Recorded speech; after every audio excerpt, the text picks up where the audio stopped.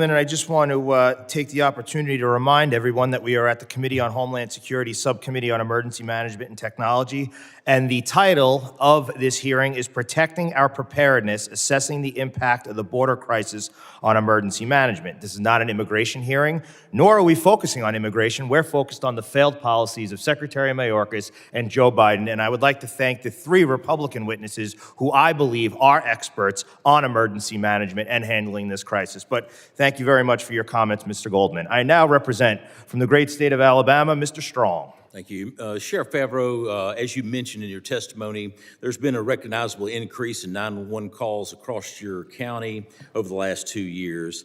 As a retired assistant fire chief, firefighter, EMT myself for over 39 years, I know how challenging this job is under normal circumstances. When you add the influx of millions of illegal aliens into our communities, it only increases that pressure on those leadership. It's hard to imagine how some of our first responders are keeping their heads above water. Like much of northern New York, my district has many rural communities with limited resources and manpower. These communities are not able to handle the sudden increase in emergency calls like you mentioned in your testimony. Law enforcement and emergency services personnel, particularly in border states, have reported that the influx of illegal immigrants arriving at the border is straining the system, whether it's first responders taking emergency 911 calls or sending ambulances to illegal aliens in need, with hospitals inundated by non-U.S. citizens. Sheriff, can you talk more about what you are seeing and the strain that this administration's border policies are having on emergency services like in your county? Yes, thank you, sir. First of all, let me clarify in law enforcement the fact of the unknown. Going into the dark, going into the woods, we've heard different issues and different comments and opinions on firearms and weapons. You're walking into these situations with zero information. Now, when you exacerbate that with dealing with somebody who decided to illegally enter the country and crawl on their stomachs through the woods, through swamps, wetlands, and marshlands to be able to get to the United States, what is the desperation that that person may be going through, and what are they dealing with? All of these create more and more unknowns for not just law enforcement, but for our EMTs, our firefighters that assist us. We've had a couple of rescue missions lately up along the northern border where you go from a wooded area to swamp areas that are probably knee to thigh deep. In the cold weathers, when these start to freeze up, it becomes very, very dangerous. These people get trapped in the swamps, and we end up having to go out and do rescue missions. In most cases, it's volunteer staff that we're working with our EMTs and our fire services, which makes it even more difficult to come out.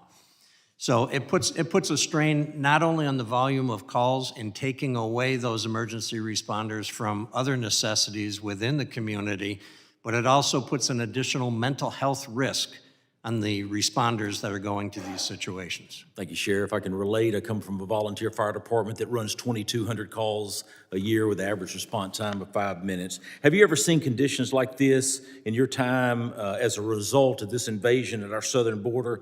How is it affecting your jail cost, your medical costs, corrections officers, and burnout? I'll answer it in reverse. Starting with the jail, we are seeing a significant increase. After bail reform in New York State, our jail population went down significantly. We were averaging about 100 to 105 detainees on a given day. That went up to about 160 to 170 about 2 years ago because we have a contract with the United States Border Patrol. I believe we are the only county jail left in the state of New York that will house Border Patrol detainees.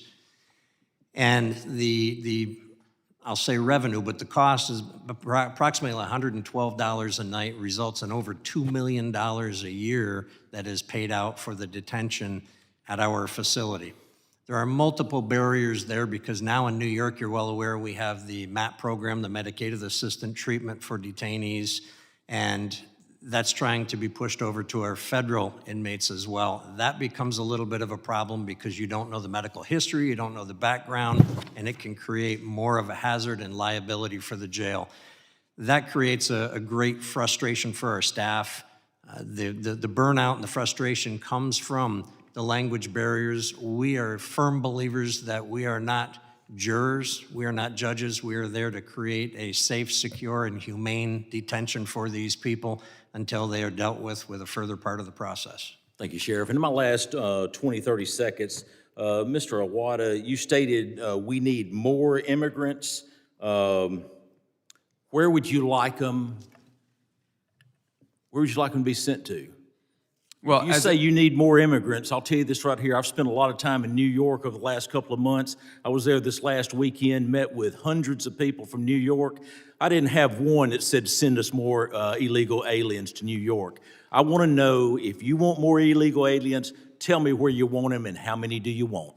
Well, Congressman, this is kind of endemic of the rhetoric we've been hearing, right? Is we have had a population loss in the state of New York because of the COVID-19 pandemic, and then people leaving the state of New York. We need a stronger workforce. How many do you want and where do you want them? Sir, that's kind of like a question that doesn't... You don't want them, and the people of New York don't want them, Mr. Chairman. I yield back. Having people... Thank you, Mr. Strong. I now recognize my good friend from California, Mr. Correa, for 5 minutes.